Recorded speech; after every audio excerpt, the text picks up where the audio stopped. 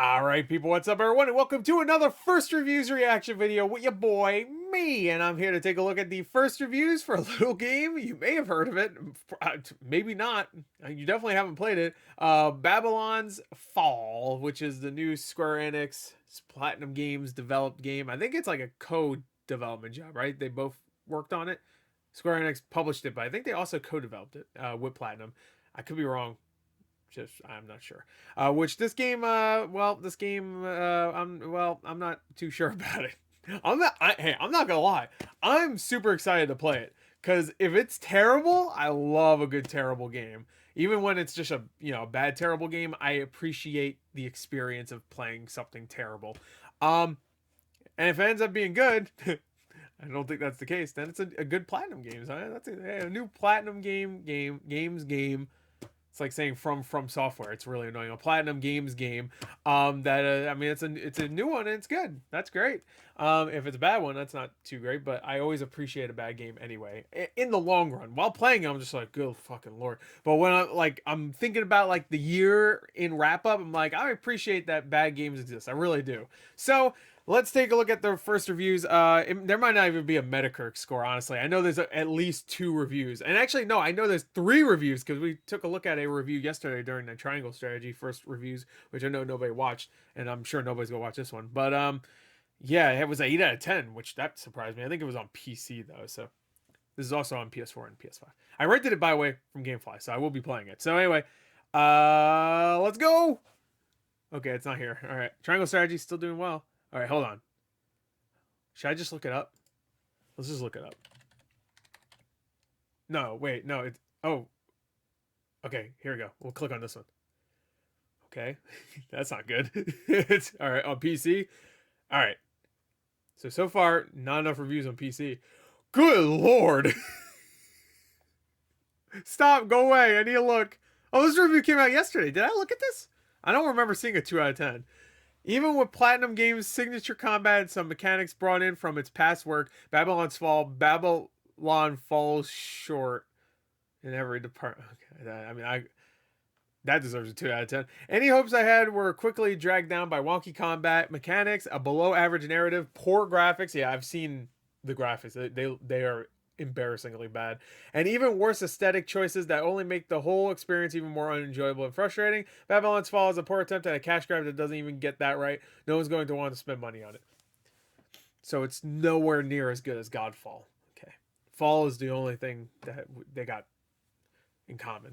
All right, let's do PS4. All right, there's no reviews for PS4. All right, this is the test. Is there going to be enough reviews for PS5? Because I did see the 2 reviews I saw. I didn't read them. But they were for PS5. One of them, I read the blurb. The other one I didn't. So, let's see. Oh, I should do a guess.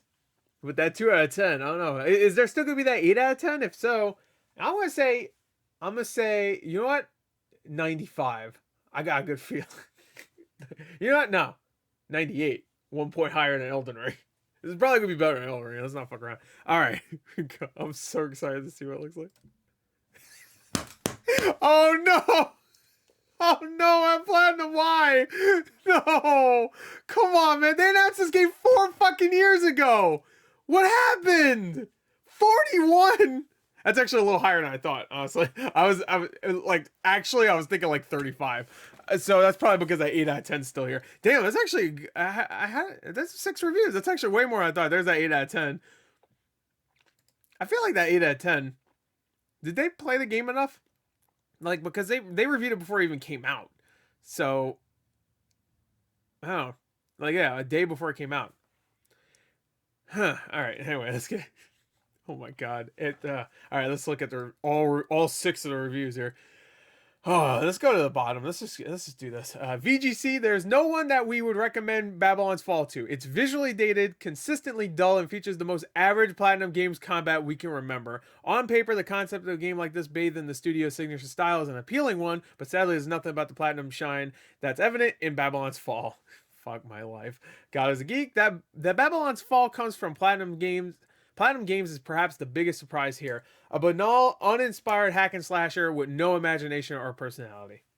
Even Godfall at least had graphics, you know what I mean? One thing I do want to say, though, is that it's funny that technically this is also on PC, just like Crossfire X was, but I find it funny that we had Crossfire X, which was a horrible Xbox exclusive. When it comes to consoles, it was only on Xbox.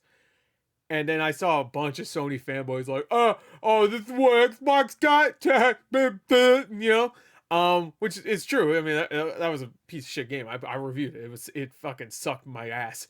And then a few weeks later, you get not only a game because all right, because Crossfire X was made by Remedy, a quality studio, Platinum Games, a quality studio. Both of them made some shit. Now, to be fair, Crossfire X was worse in the multiplayer aspect than it was in the campaign. The campaign was just extremely dull, very below average, but the multiplayer was abysmal. Here, I guess it even says it was Platinum developer, right? It said it somewhere. Yeah, well, it's a Square Enix for, but I thought I read it was like a co-development job. So it looks like it was Platinum's fault here. So yeah, there you go. You got a PS4, PS5 exclusive just for you, right before you get all these cool exclusives coming out later in the year.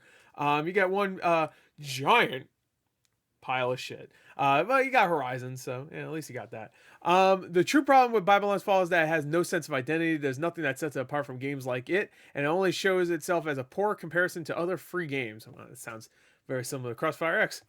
Just switch Babylon's Fall with Crossfire X. Babylon's Fall feels like it was made to check a box because it's just so empty and slapped together. The cookie cutter levels only serve to wear you down as you just want to make it through main missions that are just about your only way to play the game. Damn. Attack of the Fanboy. I guess I could read all these reviews. The murky visuals, bland dungeon design, boring gameplay overshadow the excellent boss design. Okay, and a killer soundtrack. Okay, so that's good. Making this more of a chore to play and dampening the experience tremendously. There's no way in good faith that this could be recommended as a full price title. However, in the future, if they improve upon the many mistakes that are currently in the game, it could be made into what it originally looked to be. Hopefully, I have a feeling the original vision was a single player hack and slash game, because this was announced 4 fucking years ago, by the way. Everybody, you might have not remembered, but 2018, during I think E3, Square Enix's E3 thing or something, it was like close around there, they announced this game 4 fucking years ago. Anyway, all right, Destructoid, the foundation is there, and I have no doubt that this would have been a stronger game that would have spread via word of mouth to action enthusiasts far and wide if it didn't have the freemium elements. Okay, so actually, so some reviews have been not kind to the gameplay, but it seems like Destructoid's a little kind to that. It's just that their bigger problem is the freemium shit, which I've heard is fucking bad. But here comes Gamers Heroes. My hero. My time with Babylon's Fall was a strange one. I don't recall ever disliking a game so heavily. That sounds like an 8 out of 10. Only to fall in love with it moments later. Okay. The satisfaction-driven nature of the experience is a road worth taking, but the slow burn isn't for everyone.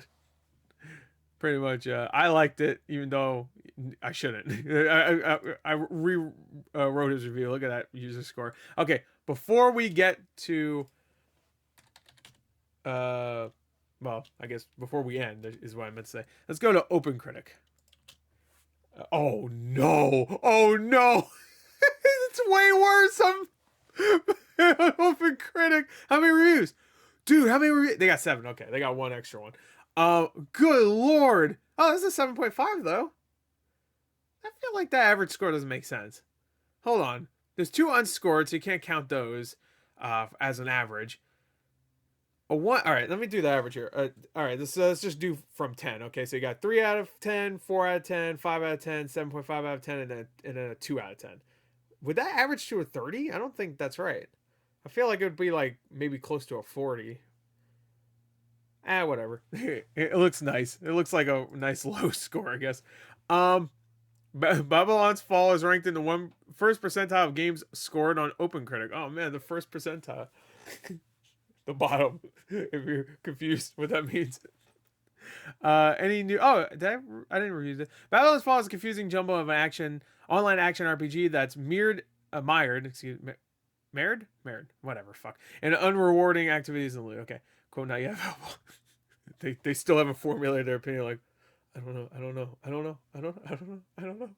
Babylon's Fall. Here's a 7.5 though. Babylon's Fall doesn't put its best foot forward, but if you stay with it through the first couple of main environments, it becomes one of the best action RPGs that you can both play alone as a hefty challenge, or you can play with up to 300 players as one of the most chaotic, epic fantasy video games of all time. Of all times, the game's biggest shortcoming is its visuals, which uses a not so eye-catching style. Yeah, it looked like shit. I think they're going for like a.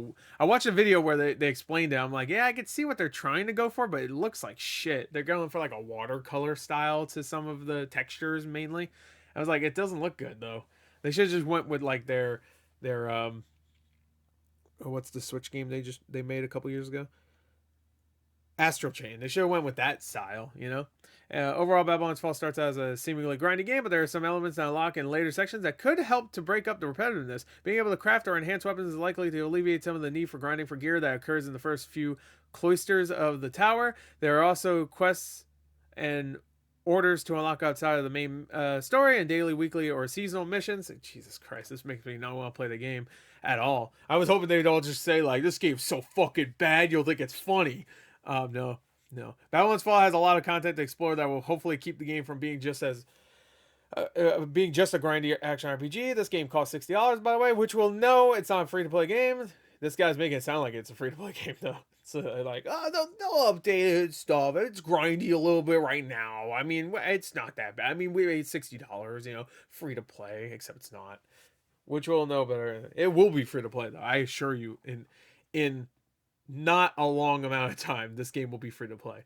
I'm gonna guess before September. That's my guess. This game will be free to play, and then it will die. The servers will be shut off by next year, unless somehow, some way, it gains an audience. Because if you don't know, this game right now, or at least yesterday, its peak player count on Steam was 650 people. That's it.